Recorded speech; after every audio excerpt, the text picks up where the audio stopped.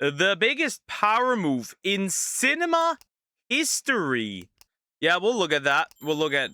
Let's see. There's an aura moment. Anyways, just buy one movie a day. We're gonna look at this. Also, please consider liking and subscribing. I appreciate it. And yeah, we'll go in. I don't know. We'll go in. Powermove. When one pulls a stunt that shows he has outdone others and retains complete control of the situation. When we think about power moves in cinema, lots of examples might pop in your mind. Why does he sound like Krokorok? Why does he sound... He sounds like Krokorok. Ducky said whole lot of nothing and then said, yeah, I'm a pig because I sweat like one. Yep. Indeed, nah, I'm joking. So did the Russian man. For views. Mind. But to me, the biggest power move in cinema history is Abel Gance's Napoleon. Why is that? First, the movie is long. And when I say that, I mean it.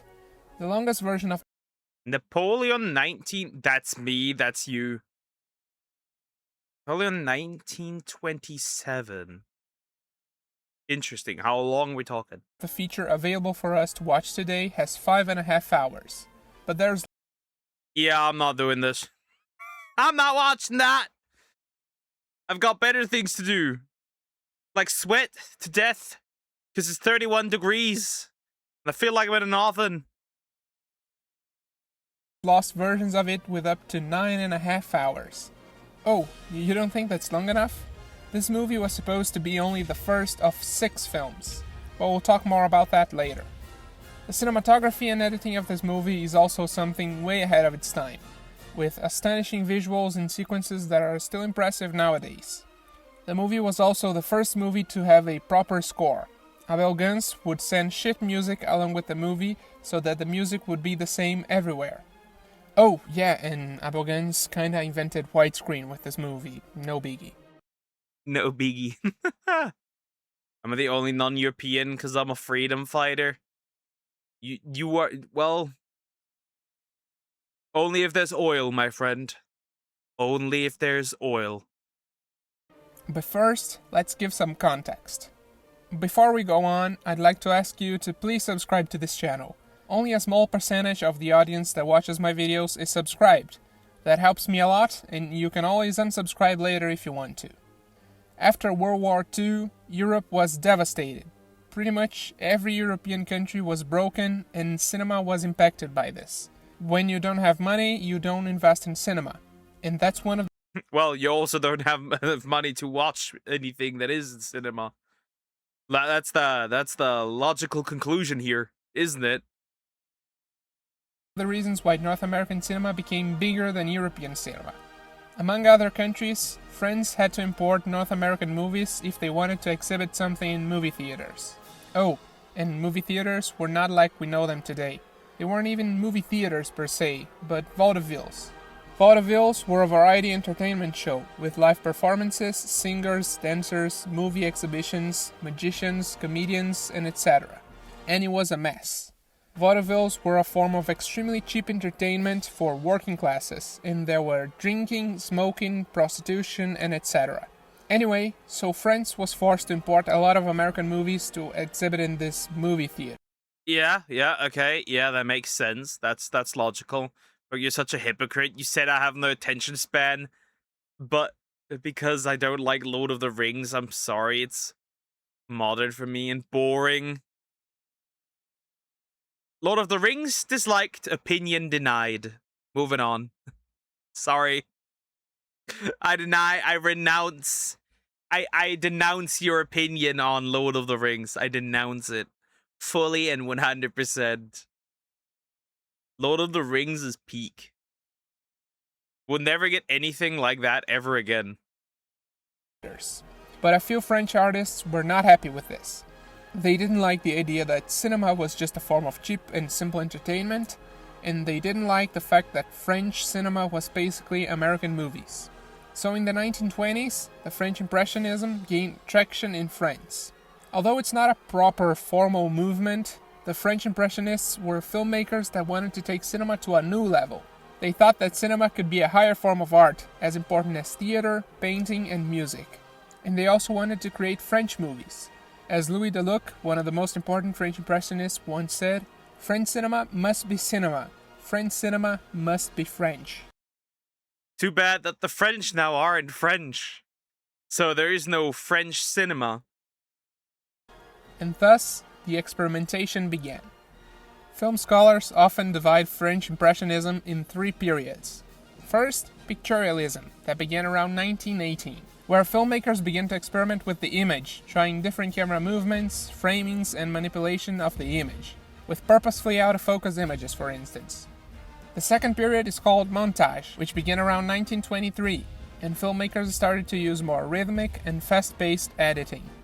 And the third and final period is called diffusion, which began around 1926, and where filmmakers started to really explore different stylistic forms. And one of the most important directors of the French Impressionism is Abel Gance.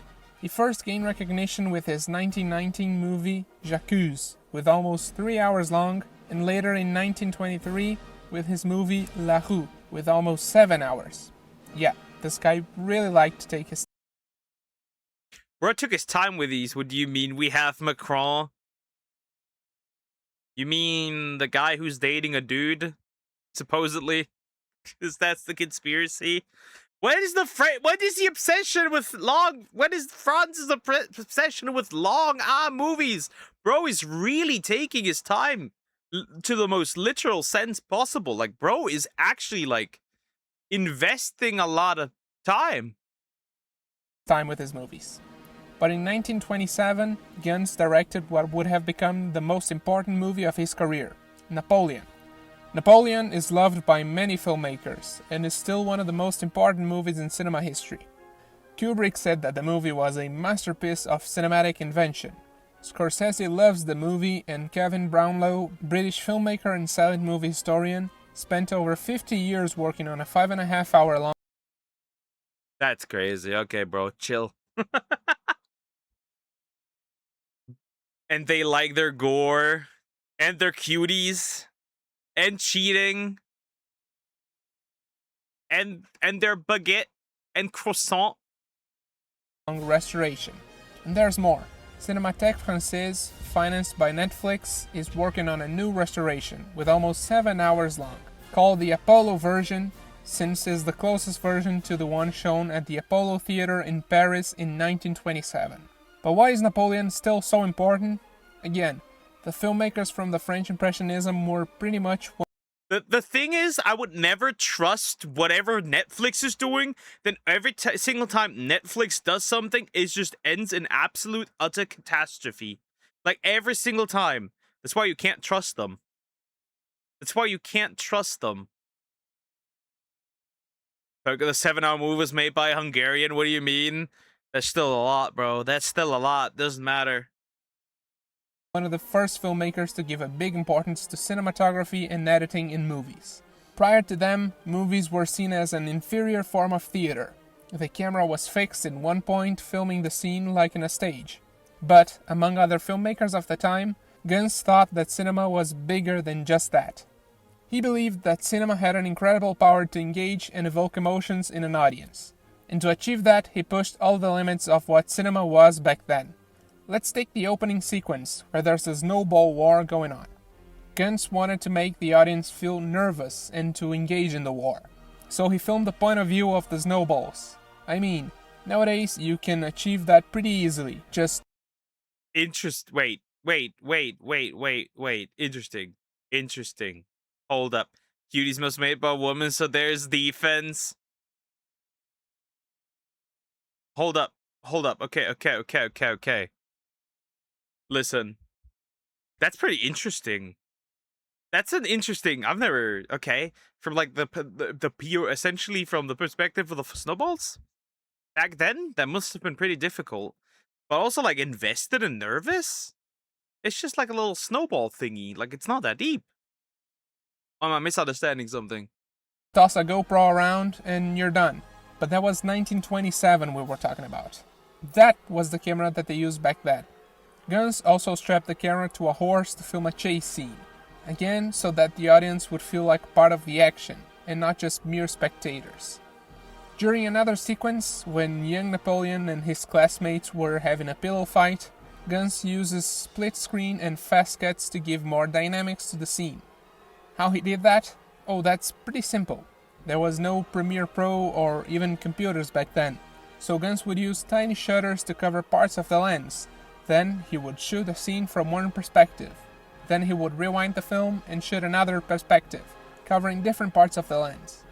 Guns also uses... Hey! That's not bad. That ain't bad. Not bad. Smart. Very smart. Multiple overlapping images and extremely fast-paced cuts, making it harder for the audience to understand exactly what is being shown. Yet, the images are powerful enough to convey emotions to the audience. You may not know what is going on in the scene, but you get the overall feeling. Another very important part of the movie is the score. Guns was one of the first filmmakers to send music. You know what I always appreciate when it comes to older creative works, right? Right. The thing is, like, okay, the creativity that was needed to pull off some of these, right? The creativity that was needed, right? You had limitations, so you had to work with those limitations, and they got creative with what they had, right? People will notice, for example, but for example, in comparison to, like, for example, gaming, right? There is a fully open world game, fully accessible on the Nintendo 64.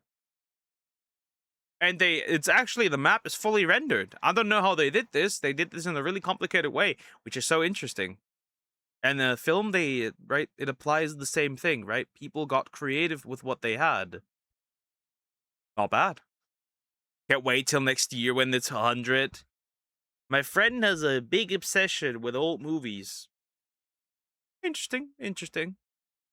Sheets of the score along with the movie, so that every movie theater played the exact same music. And in some exhibitions, there would be a full orchestra playing along with the movie. And of course, we can't forget the 3 screens. Guns was also the first filmmaker to experiment with widescreen. Of course, it's a very primitive widescreen, but that only makes it even more impressive. Guns used 3 cameras stacked on top of each other, each one pointing at one direction. Ooh! Not bad! Yo, he's creative! He is indeed creative! He's cooking! To understand what experience Guns wanted to achieve with the audience, we must go back a couple of centuries to the theater of ancient Greece. In most ancient Greek plays, there was a group of actors called chorus, which existed only to react to the play. The purpose of the chorus was to engage the audience in the play. They would sing along, dance, speak lines in unison, encouraging the audience to do the same and participate more actively to the plays. They were like a laugh track per se, showing the audience how to react to the play. And that's what Guns wanted to achieve. He would distribute lyrics to the songs, especially the Marseillaise, encouraging the audience to sing, scream, cry, and laugh out loud during the movie. Interesting. Including the audience? Well, nowadays that doesn't fly anymore. But you are the one that says everything modern is bad. Well, a lot of stuff, modern stuff is bad. Current stuff, right? We're talking about starting in 2015. That's when things got cooked. Everything else is just like ideologically charged garbage. I love woke Hollywood and woke cinema. He thought that if the audience wasn't engaged at a deep level with the movie, they weren't enjoying the experience to the max. Guns thought that cinema should be appreciated in a stadium with thousands of people reacting to the movie together. That's why Napoleon was such an ambitious project. Guns wanted the cinema to be something gigantic. He thought that cinema had the potential to be an experience as grand as watching a concert. And that's one of the reasons why Napoleon was forgotten for so long. For years, the only versions available for the audience to watch were incomplete, simpler versions. In 1927 was pretty difficult to screen Napoleon the way Guns intended. It was difficult to have an orchestra playing live, and not only that, but playing for 5, 7, or even 9 hours straight. Plus, the last sequence with 3 screens was almost impossible to exhibit. The theater needed 3 projectors, and a projectionist with nerves of steel and an immeasurable patience to operate 3 projectors at the same time. That's actually kind of crazy. They really locked in. They got creative. 2010. Poker when everything got worse. Nope, 2015. 2014, 2015, with Gamergate. Gamergate is where everything began to fall down. That is where it started. Because we never really had particularly the stuff we have right now really started to rise in 2015, around 14, 15. And then again in 2020, another burst. And now we're here. But the Velma show, absolutely atrocious. Same with the new Devil May Cry show. What else do we have? Some other stuff as well. All horrible. Is Napoleon not? He is not short. He was surprisingly, even in fact, tall. For the time being, right? He was surprisingly tall. In fact, he was not short. For that reason, Napoleon became the symbol of what cinema could become, but never did. But now, tell me in the comments, what do you think of Guns' perception of what cinema could be? Thank you for watching this video. If you enjoyed it, please don't forget. Cinema could be great. Sadly, cinema is cooked. And we all know the cooks. Right? We all know the one who cooked cinema. It's only gonna get worse. But yeah, this was interesting. So this guy experimented with widescreen. This guy experimented with essentially multiple pictures layered, right? Let's not forget that. That's very interesting. That is very interesting.